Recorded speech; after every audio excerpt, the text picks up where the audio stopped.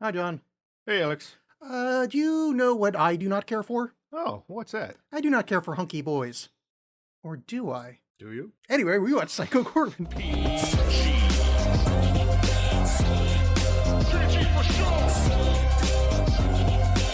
I think this movie did the world a favor, and by the world I mean me, when they said that in the opening sequence that he's from planet Gygax, Mm-hmm. which is the guy that invented Dungeons and Dragons.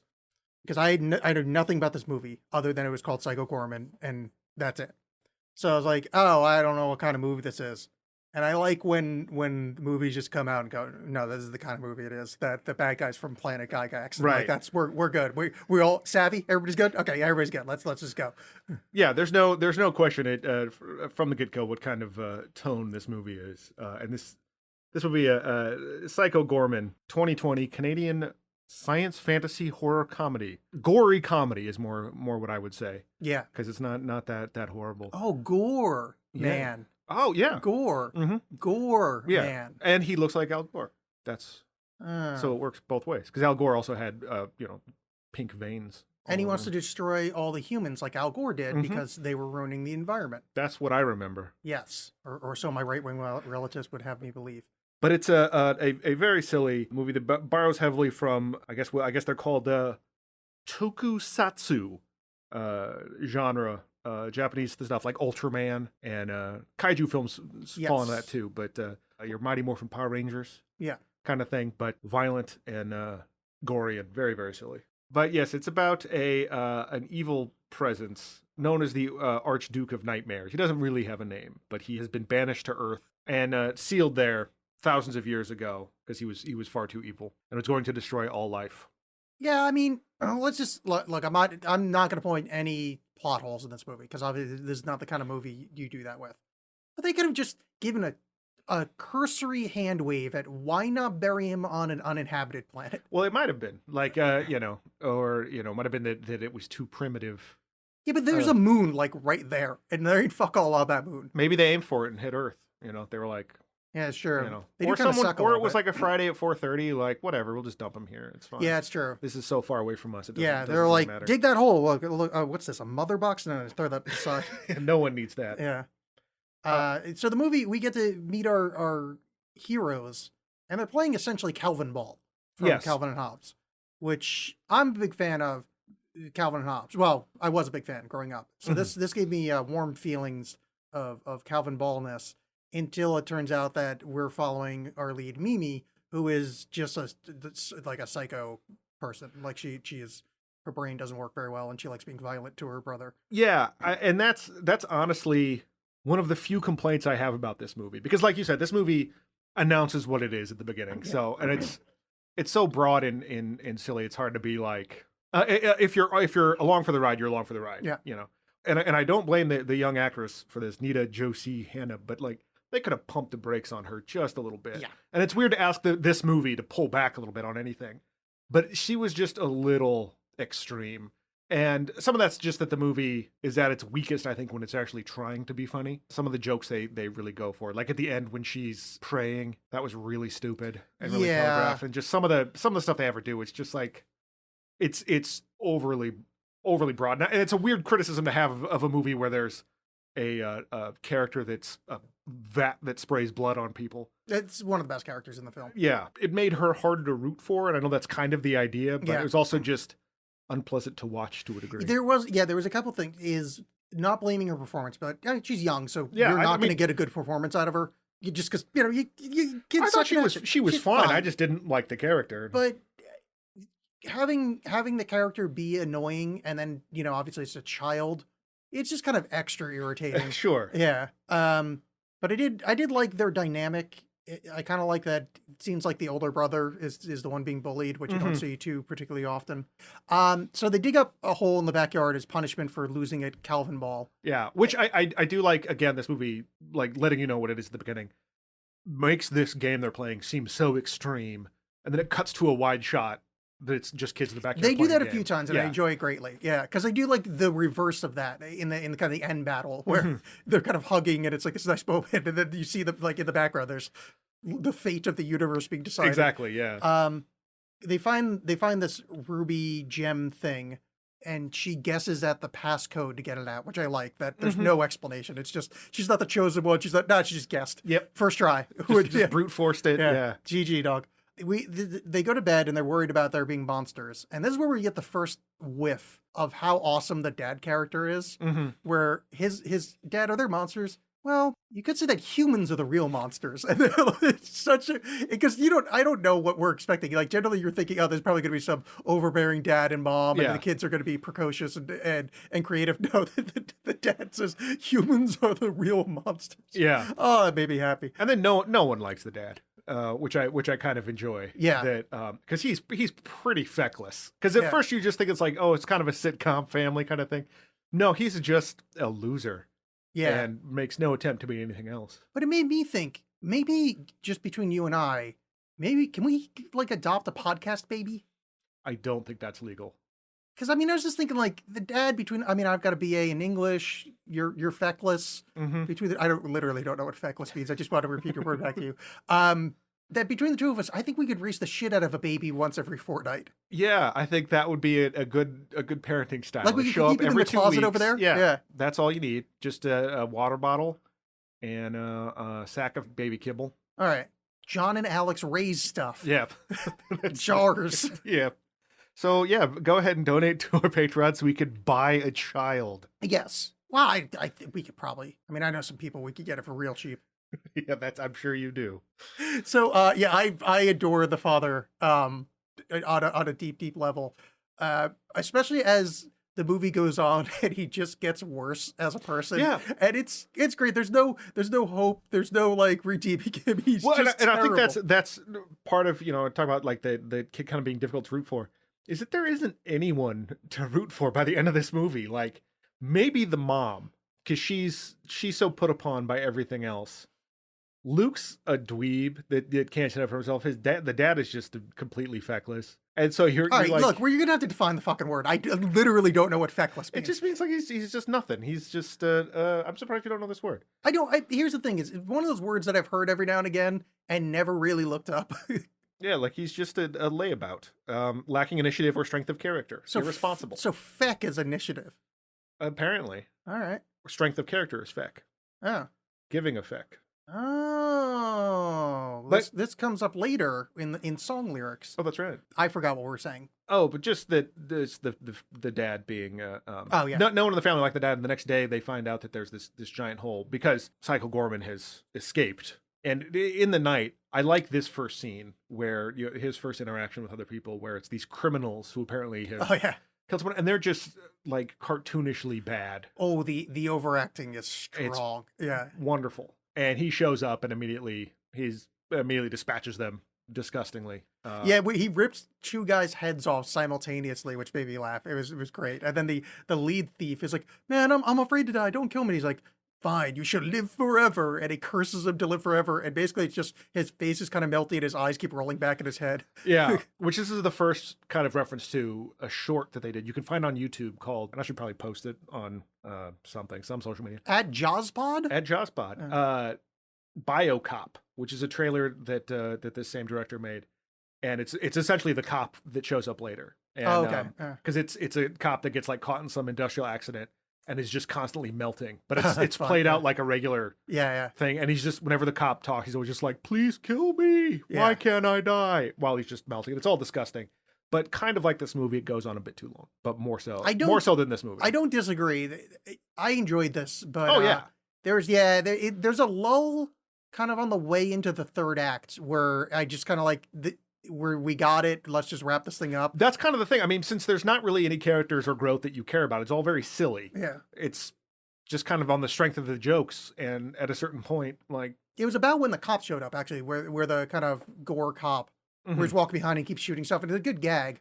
But just kind of like, I think we kind of need to wrap some shit up here, because then his cohort show. Well, we'll get to it. Yeah, but, it's after the cohort show where it kind of loses it for me, but.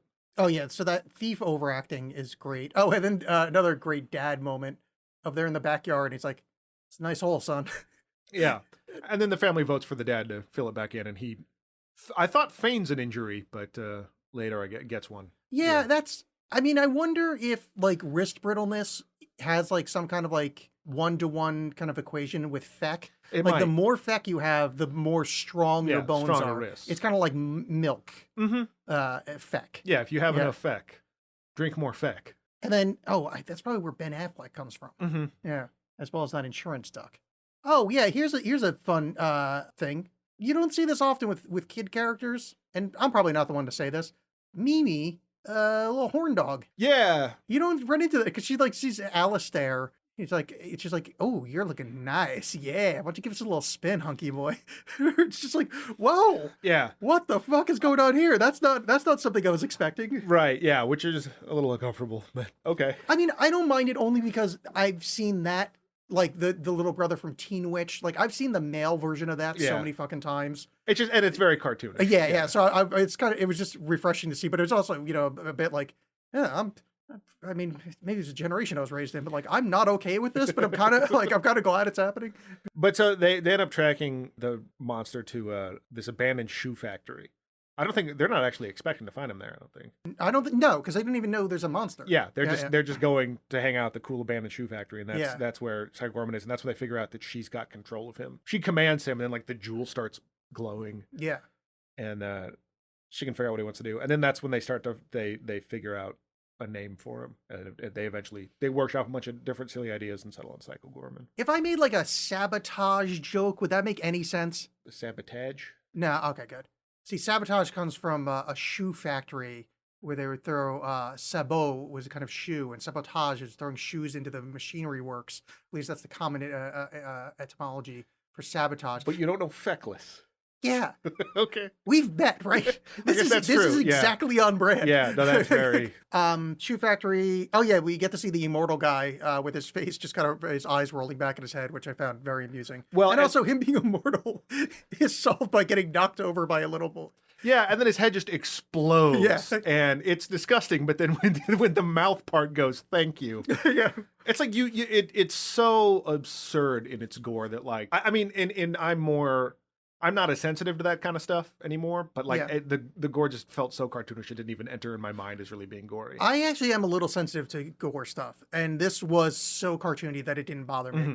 It reminded me, and I'm not going to be bringing it up every 4 seconds, but I recently watched the Garth Marenghi's Dark Place, and there's a delightful thing in an early episode where someone explodes out of nowhere, and it's just a head on the floor, and there's like nobody. He's like, quick, get him into surgery, and the head is talking. It's like, you really have to kill me, put me out of my image. It's this pool that used to be a human body, and it's very much on that level. Yeah, and almost some of this almost reminded me of the more drippy gore stuff. I'm not a fan of, like the cop. I think her name was Tipper. The cop almost reminded me of body melt stuff, like street trash, which is still kind of gross. Yeah, but the cop was probably the closest I got to actually being like, I don't really want to see it. But like, for the most part, it's so over the top because any kind of like real gore effects, I get.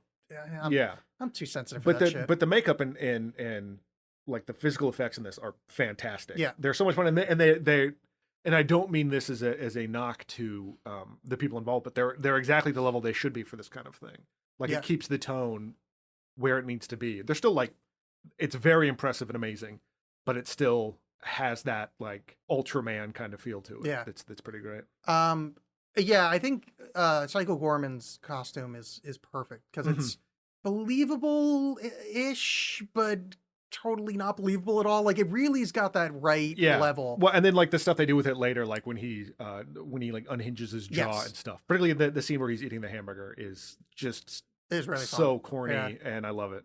Actually, around here in the narrative, one of my favorite bits of this film is where they go into they cut to the kind of table of elders or whatever, the planetary council, and it's just some of the best alien designs ever, and the brain inside of a glass jar with a robot body is that character's name is Tubehead. Perfect. Of course it is. Because just give me that all day. Just give me all those designs were fantastic. The one guy I didn't like was, and like design wise he was fine, but the one kind of foppish guy that had all the jokes.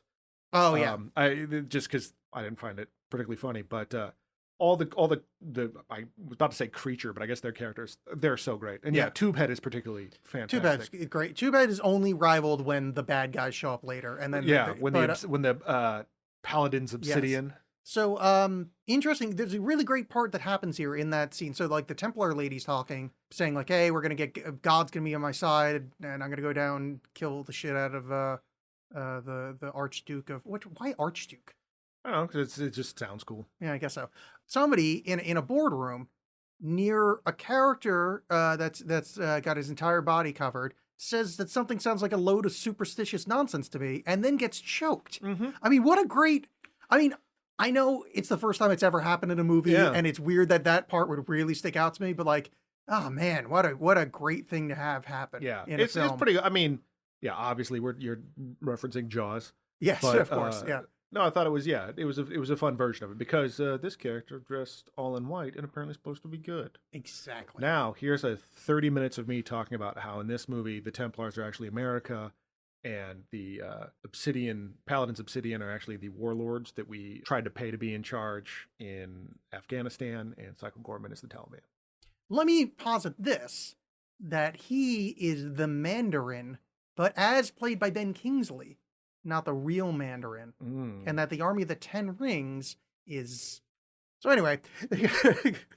I don't know anything about this Afghanistan place, but is that near Alderaan? It is. Yeah. Yep. So yeah, they steal a thing from Star Wars. Sounds great. Psycho Goreman says the hilarious line when given a magazine full of hunky boys. Oh yeah, because they're just trying to, because they're commanding him to stay there. Yeah. So yeah, she brought him some stuff to keep him occupied, including a magazine full of hunky boys. I do not care for hunky boys, or do I? Yeah. He's just staring at a picture of like Joel. It's just a dude in jeans and no shirt.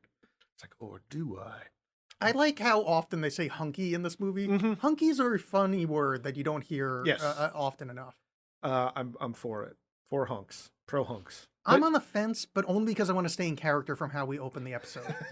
At this point, also, you get a little bit of his backstory, and you see this with the Templar as well, when the Templar decides that it's going to go down to get Psycho Goreman, and it conjures up it like teleports just some person from the planet and puts them in a cube and just crushes them into this cube of meat that then it just spreads all over its face, and it later, I guess that's how it takes its form. Yeah, I don't know, but Psycho Goreman tells this whole story about how he was just a slave on this planet, and then he found the gem of peroxidite, and it turned him superpower, and just all the flashbacks are so great because they're just enough.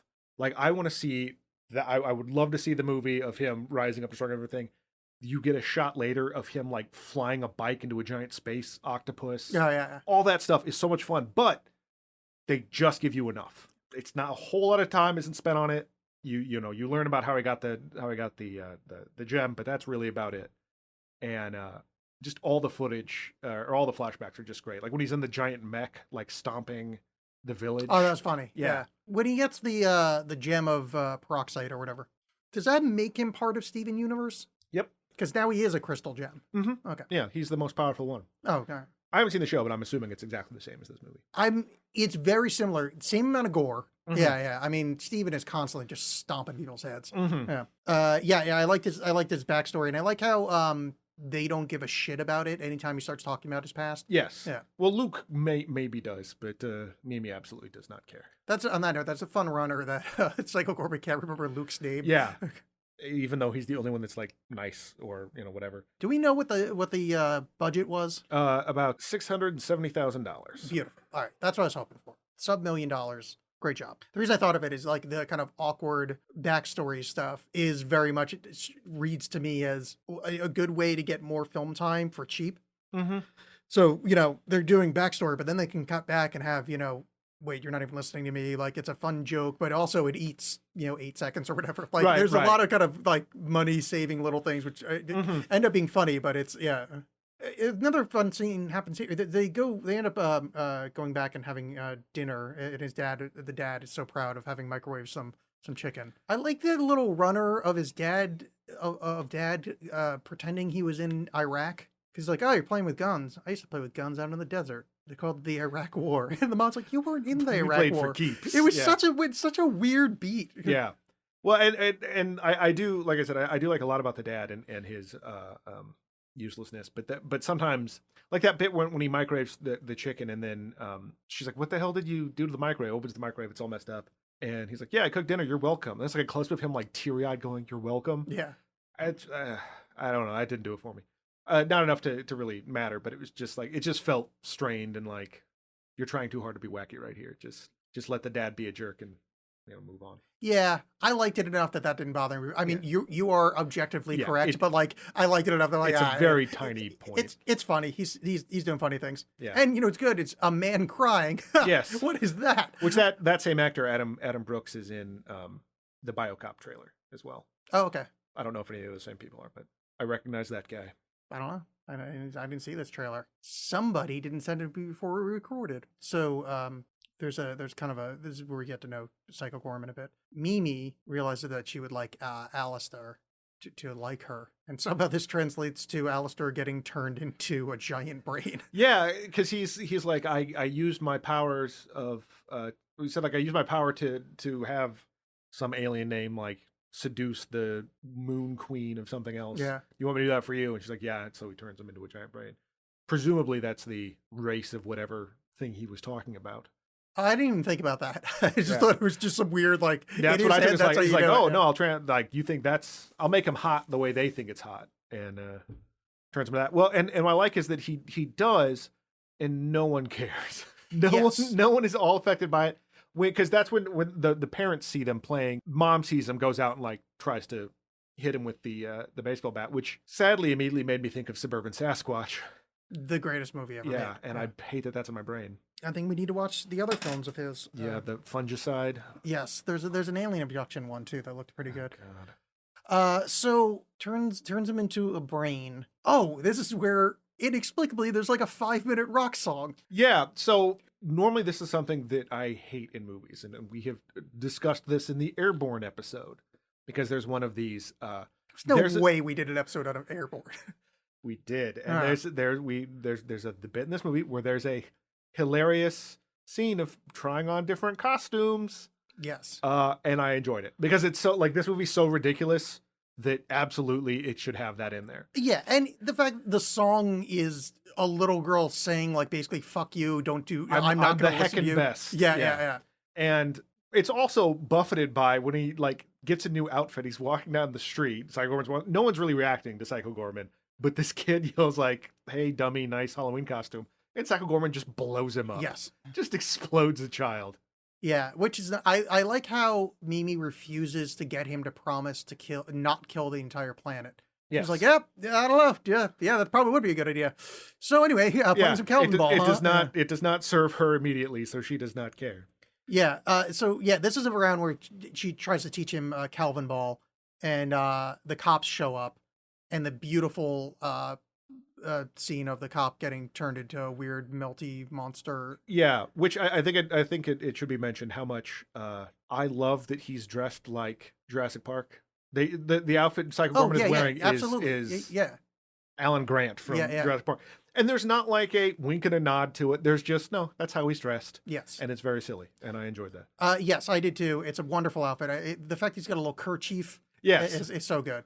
So Psycho Gorman turns the cop into this melty, gross monster thing and scares the shit out of his partner to the point of he's like, I saw he stared into my eyes. I saw his dark soul. But there's a weird scene right there where Alistair, the brain, just kind of walks off. Yes. And there's this sweet moment between her and the brain where she's like, no, I'll love you even if you look like this. And then kisses the brain on the side of the... Well, yeah, because Alistair's just like, do you ever think I'll be normal again? She's like, no, probably not. Yeah. But and just his like, oh, okay, his sad acceptance, and then he just walks away, and then that's it. He's no longer in the movie, I guess. Yeah, and I love it. At no point is it. Could you maybe ask him to turn me back? Yeah. Like it's just not. That's out of her control. She would not be bothered. It is what it is.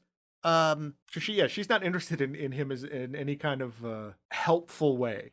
He's always just a tool to be used to hurt other people or for her amusement. Yes, it's never like Psycho Gorman. Will you paint the house for my mom? It's always just rage and despair. Yeah. We get the please kill me card from the cop. and her being so upset that he's like, I wasted a good card on this. You're supposed to write me love letters. And the first of the What is Love from Psycho Goreman, which is ostensibly his growth. Mm-hmm. I mean, it's not, but I mean, No. that's the. But it's not, but it's treated with the exact same, Yes. dignity and gravitas that it should be in this movie. It doesn't really pretend to be anything more than it is. Yeah. When they finally do deal with it.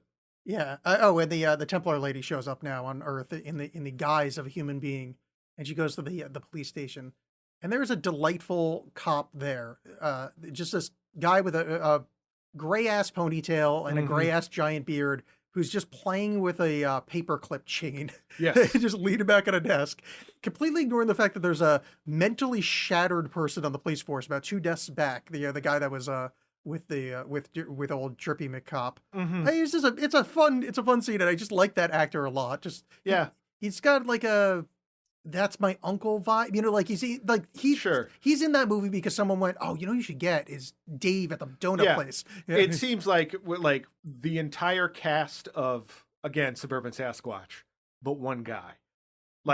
It's not that well, we have to have my family in it. It's that I should put my family in this. Let's just say Eternal Sunshine of the Spotless Mind. Eternal Sunshine of the Spotless Mind. I bring that to the table here. And instead of erasing our torrid love affair before the show started, just today, just so we can do it again for the first time, I could erase Suburban Sasquatch from memory. Do you go for it?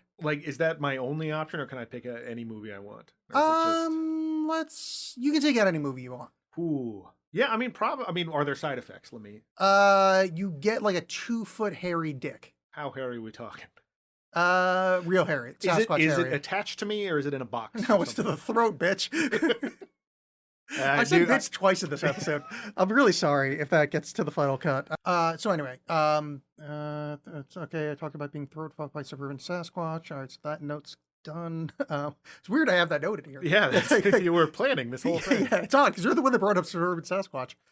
Oh yeah, so this is where fucking what was the name of his friends? Oh, the Paladin's Obsidian. Yes, the Paladin's Obsidian. They were his army because he has contacted them using the television. Yes.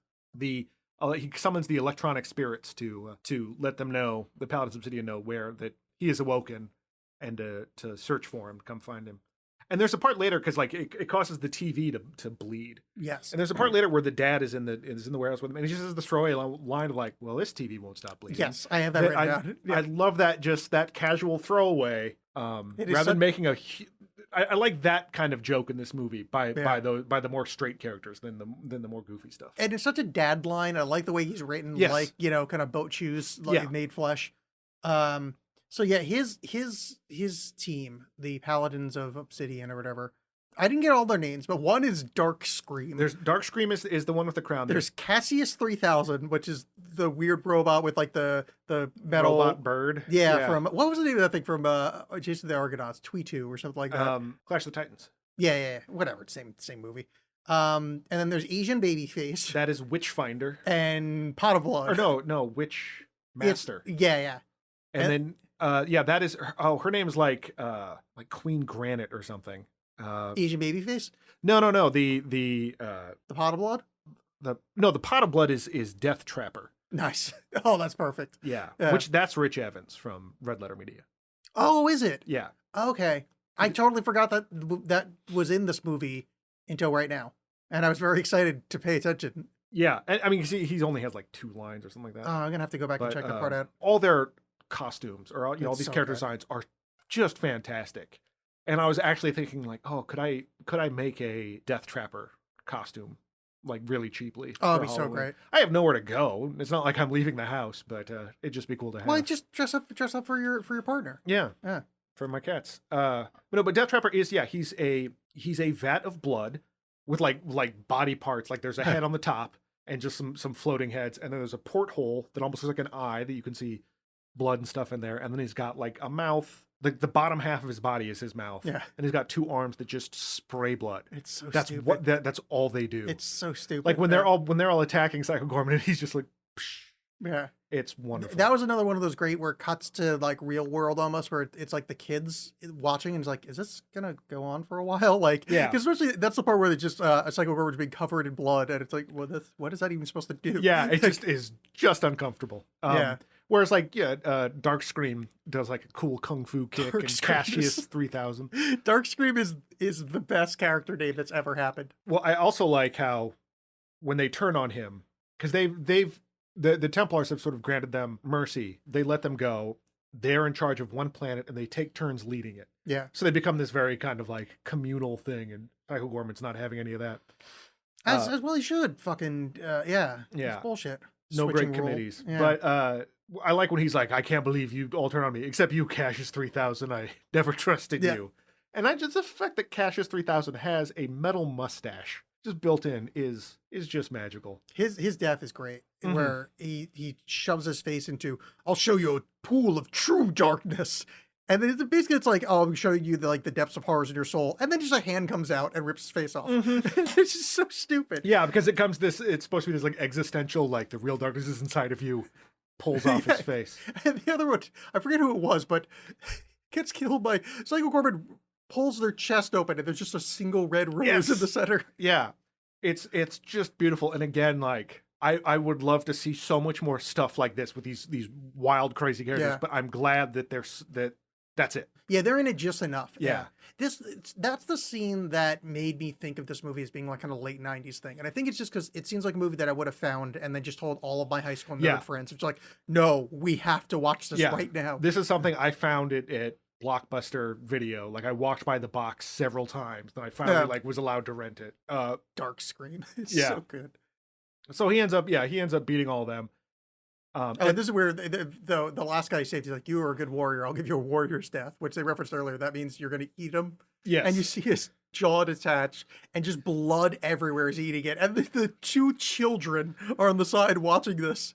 And when he's done, he's covered in blood. He's like, what you have seen will scar you forever and you'll carry it with you to the end of days. And they're just kind of like, whatever. Mhm. Yeah, just watch the guy eat somebody. Yeah, I've seen worse. Yeah. Which is, it's so great because this could have gone such a dumb way with like having kids in the front and just having them be like, yeah, whatever. Yeah, and I think that keeps it the level it needs to be, because at no point, as much as as I said, like you could pull back on her being awful, their kind of about it makes it much more ridiculous. Because Yeah. if they reacted terribly in any way, it would be horrifying. Yeah. Like, oh no, yeah, you ate this in front of children.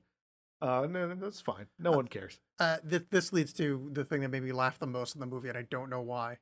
So, Psycho Gorman has been severely injured in this fight because they it's like, oh, you bless the blades with my blood from the fight on blah blah blah. That's the Mhm. only thing you can. It's great, but they're like, oh, we need to summon help, and the way to summon help is their dad is taking a shit back at home, and then Psycho Gorman's face shows up in his mirror, just going like, ah, you must come. Him just screaming in that horrible psychedelic, Yeah. just mind melting thing, and that joke keep going of like, I don't know where that is. Yeah, the dad just keeps needing his handheld through this whole thing. And the fact that they keep cutting back to him screaming, the energy stays over the top. Just God, that made me laugh Yeah. fucking hard. Take the second light. yeah. Just ridiculous. Well, because by this point, the dad and mom, their relationship is crumbling. There's been references to it before that they fight all the time or whatever, but she's really had it with him because he's not doing anything. She calls him lazy, and he's like, I don't like that word. Yeah, my parents called me that because Which is great. he has decided to take a couple weeks off of work because he hurt his wrist, and then he bought a new TV because during the Psycho Gorman rock anthem, they're throwing basketballs at Luke, which is one of her favorite, Mimi's favorite pastimes. And Psycho Gorman turns one of the basketballs into this flaming skull of death Yeah.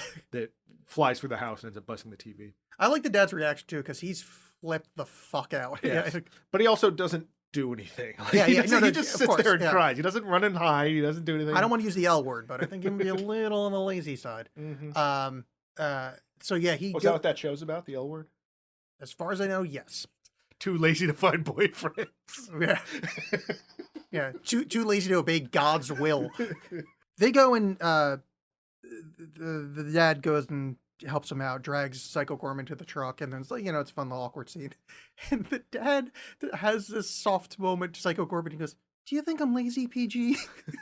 He's just looking for validation from So, anybody. The fact that he calls him PG Mm-hmm. fucking slayed me. And this is where things start to get. This is kind of where it starts to slow down a little bit. But the worst joke in the movie is Wishmaster's head rolls out. It's like, Wishmaster can't be destroyed. And then the truck just runs it over. Yeah. Which is like, it's a little. Yeah. This movie has been smart about its dumbness, and that one was a little like, nah, that's a little. Well, some of that stuff just feels like gotta pad this out. You know what I mean? Like I don't know. Like it just feels like you could lose it. It doesn't matter. And because when you, like I said, you have this kind of tone that you're trying to keep, and you're not emotionally invested in anyone because you can't possibly be. That you need to keep this thing as tight as possible. And sometimes that stuff doesn't always work. Kind of overlapping with here, the Templar recruits mom. Yes, because the mom has had it, and the Templar has shown up and shown her true colors, and has explained that no, this thing's a monster and will kill everybody. You need to help me stop it, and so gives the mom something to drink. Yeah, which turns her into a Gundam. Yeah, basically. There's a great dumb line. You'll be promised endless servitude. And then he goes, endless servitude. Sounds like being married to you, Susan. In the middle of this war for the literal universe. Him just doing a dumb, the old ball and chain joke is so... trying to get a jab beautiful. in where he can. Oh, and then... the most... Okay, so there's this whole thing. They're fighting, yada, yada. Doesn't matter. Mimi tries to talk to Dad about what she should do. Whether she should save Psycho Goreman or not. Mm-hmm. And he tells this beautiful story. Because, it reminds me of the time that this real shady looking van rolled up outside my elementary school. And the guy said, hey, do you want to get in and look at my cool baseball cards? And I said, yeah, of course I do. And I got in the van, and you know what was in there? Beautiful mint condition baseball cards. Yeah. And I had a great day. And I'm saying, sometimes it is such a fucking horrible thing. It's so great. Just the worst dad with the worst messages. It's wonderful. The fact that he literally does the white van outside school, and it goes and ends up being a happy ending that he got to see all these rad baseball cards. But so at this point, the battle lines are drawn, and that Luke the mom and the Templar Pandora is the Templar's correct. Name. They are on one side. And then it's Dad, Mimi, Psycho Goreman on the other. Yeah, Team Suck versus Team, I forget the other one's name. I don't know. I just liked her saying Team Suck. Luke has the gem. He managed to sneak the gem away from Mimi. Mimi and Psycho Goreman and Dad all escaped to the shoe factory. The mom and them follow. All the house stuff was in the executive producer's backyard, by the way. Oh, really? Which I think is great. Because, this movie was made for, considerably less money than it looks in a lot of ways. Like, you can see this movie because you said what, 600,000 or whatever. It looks good. It's like it's a certain amount Canadian, but it translates to like 670,000. Yeah, of real money. Of legitimate Dogecoin, money, not just Doonies and Loonies or whatever they call them. Yeah, Loonies and Toonies, asshole. Doonies. They're based on they're Iraqi currency. That's true. Yeah. Iraqi currency. Anyway, so they go back to the shoe factory because it's the only other location in this movie. Yes, and that's where they have the final. There's a battle. Pandora defeats Psycho Goreman, and this doesn't make any sense, but whatever. She's got him stunned, and he's like, "Isn't it your custom to allow the defeated foe one final request for battle?" It's like, that doesn't make any sense because you just lost the battle, but fine. It was so hype right there for me, and I regretted saying that hype thing. I've been watching too much Twitch. No, it's cool. We're 40. We can say that stuff. We're still young and cool. I'm pretty sure you're 41. That was unnecessary. I've got my press age is 40. Oh, sorry. I'm still. Hey, so we're a bunch of cool 27-year-olds out here. Hey, let me just pop my skateboard and put on my cool glasses. Let's be dope. I got so fucking hyped for when he goes, "I will challenge you" to him. I'm like, oh god, the Calvin Ball thing's gonna pay off. Yeah. And it pays off in the dumbest way possible, which is great for this movie. The end of the film is a Calvin Ball fight.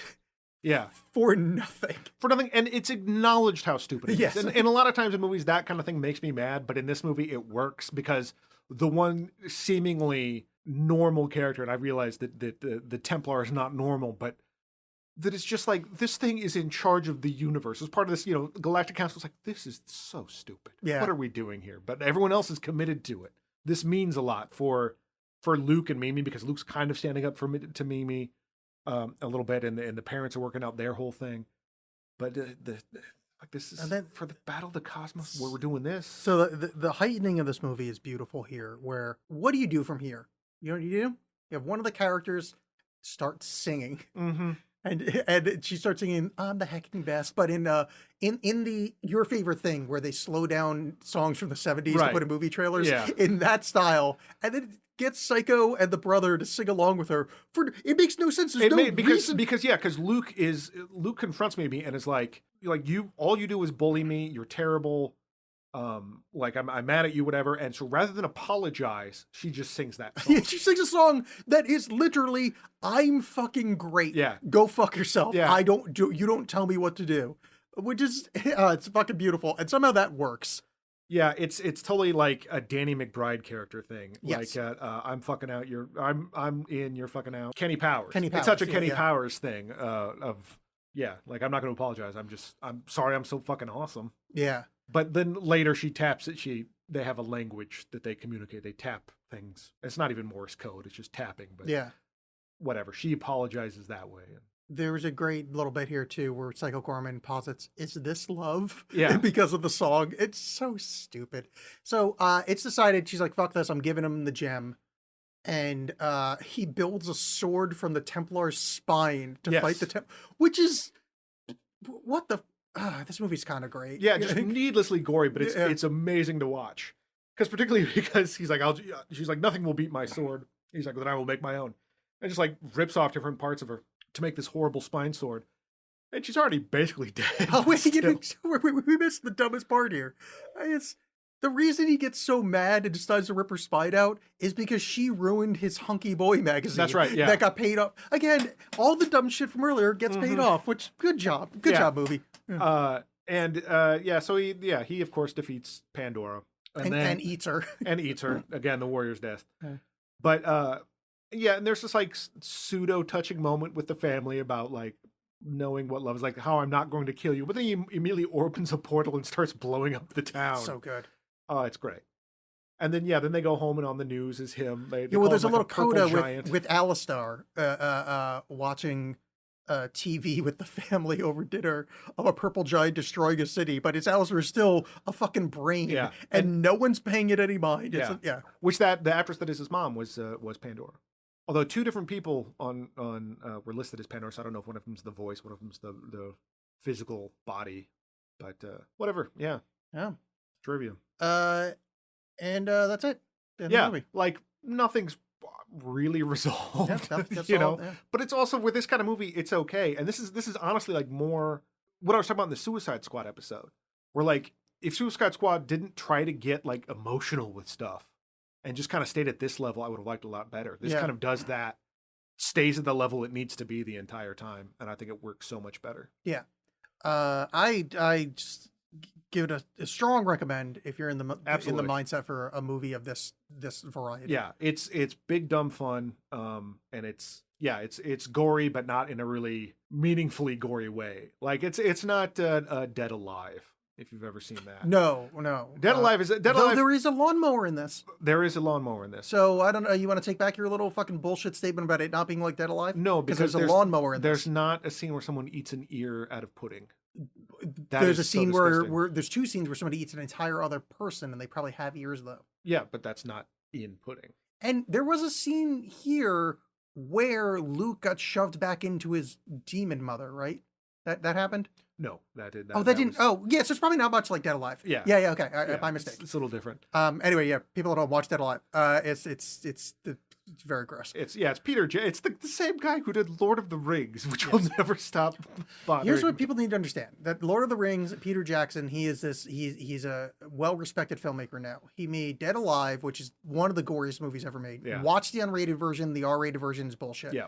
He also made a movie called Meet the Feebles, which features Muppets doing drugs and fucking each other. And if that concept seems funnier than just that sentence, absolutely watch it. But if you're like, I get it. That movie then don't watch it. Was great in 1996. I remember trying to watch it and just not being on board. When I was like 16, I was like, this is fucking great. But like there has been a lot a lot weirder and a lot more things that have happened in the universe since then. Mm-hmm. So it's just, yeah, don't bother. Anyway, so Psycho Goreman, watch the movie if you're in the mood for it. It's very good. I'll give you John's Shutter password. It's Alex. It is. Oh yeah, you already recommended it, didn't you? Recommendations, things we've enjoyed Yes. since the last we spoke a fortnight ago. Mm-hmm. John, I'm gonna go first Yeah, please do. because I actually have a movie to recommend. A movie? I, for the first time in almost 2 years, went to a movie theater and saw Shang-Chi and the Legend of the Ten Rings, the new Marvel movie. I went because I had nothing else to do, and my life is empty, and I just needed something to do. So I was kind of curious. I know nothing about the character at all. Literally didn't know that was a thing in the Marvel universe. And it is, to quote Jason Mendoza, dope. It is a terrifically enjoyable movie. It's like the early kind of phase 1 movies of Marvel where they're like, well, this movie's just gonna be, a heist film. This is gonna be a war drama. Where they just kind of did like stylized. This is just a fucking old school kung fu film. And there's some fight choreography in this that is goddamn golden. It is so good. Wholeheartedly recommend. There's a couple spots where it went, let's just ruin this scene with a joke because it's a Marvel movie. And the final battle is a little, I mean, whatever. It's a final battle in Marvel. Right. It's just kind of like, you're like all the good stuff in the movie's already over. But very funny. Ben Kingsley shows up as his Mandarin character, or the actor playing the Jeffrey, whatever, the guy that played it. I've never seen an Iron Man 3.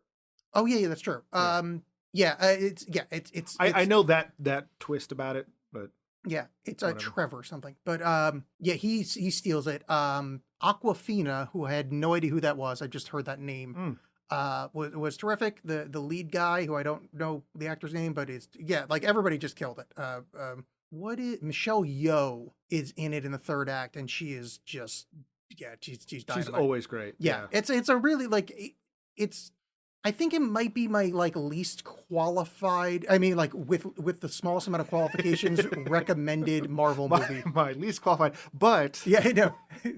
I mean, with the least amount of qualifications, saying I recommend a Marvel movie, because most of the time it's just yeah, I guess if you like Marvel movies, you blah blah blah. But this is no, this is a good ass kung fu movie.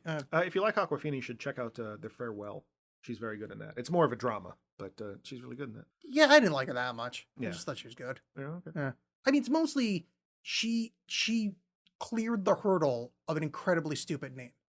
That really made she was a rapper. That was cool. The point is, I'm very predisposed to not like somebody with a single name that's a misspelling of a water brand.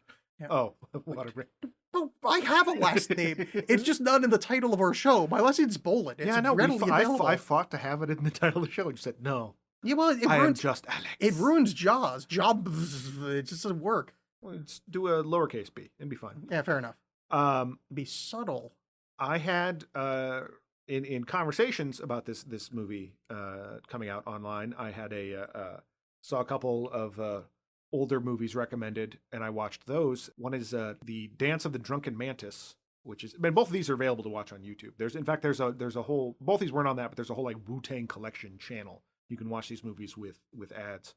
But Dance of the Drunken Mantis it's directed by same guy who did the fight choreography for The Matrix and all that stuff. The comedy is really rough. It's about two drunk styles, one perfected by Sam the Seed and the other one by Rubber Legs. But the fight choreography is great. Yeah. It's really cool. The other one I watched is called Wizard's Curse, and it is bonkers. It's about, it's kind of like almost a Terminator retelling, because it's about this, it starts with two sorcerers fighting the cops, a man and a woman sorcerer fighting the cops, and they call in this expert, powerful sorcerer who defeats them both at the same time. Then a third sorcerer takes them and transforms them into a terrific vampire. And the subtitles in this movie are awful. They're incomprehensible. The English, it's very bad English subtitles. And some of the comedy in that is pretty terrible too, but it's just wild. There's a giant glowing prehensile dong. The terrific vampire can change gender all the time. Now you're speaking my language. Yeah, it's very, very silly, but it's very it's got the same kind of energy as, say, like a Big Trouble in Little China kind of thing. Like, and it's kind of like low budget but high energy thing. So both those are really fun and available to watch on YouTube. Excellent.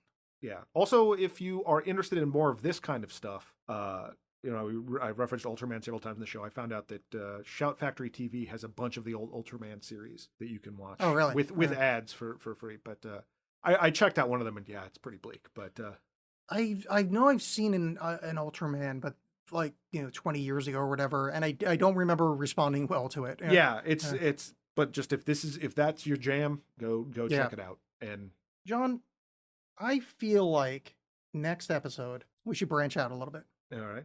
We should maybe, I don't know, invite somebody on? We could do that. Well, I just came up with all the good ideas. You just fill in the details from now. Oh, yeah. So next episode, we're having in special guest Rob Campbell from the podcast Green Shirt. It's a Star Trek podcast about Star Trek The Next Generation. And we're going to be having him on to discuss... What are we doing? Oh, Land of the Lost. Are we doing Land of the Lost? Yes, Land of the Lost. I'm firmly entrenched in that. Okay. I will say that... we did a poll on Twitter as to what we should watch. And I do believe in the final count, Land of the Lost won by... But also counting the Facebook votes, I think it still was about 2 votes up. Yeah. Which, given our audience size, that's a shitload. Yeah. So I'm going to listen to the audience and say, Land of the Lost, we're doing it. And, frankly, we haven't watched anything with in it, and Danny McBride. I don't know. I don't. Anna Friel. I'm vaguely familiar that Land of the Lost came out as a movie, and that the lizards are called slee stacks. Thus ends my knowledge. So yeah. Did you ever watch the show? I mean, I probably saw like an episode, but yeah, not really. I'm young and cool. That's 27, right. as retconned earlier in the episode. Yeah. So we're gonna watch Land of the Lost with Rob from Green Shirt Podcast. That's it. Yeah. Yeah, go do that. Follow us on Twitter at JawsPod, on Facebook, John and Alex Hate Stuff, on Patreon at Alex Bollen, Alex Bob with 2 X's, BOLLEN. Yeah, those are the things. All right, bye. Bye.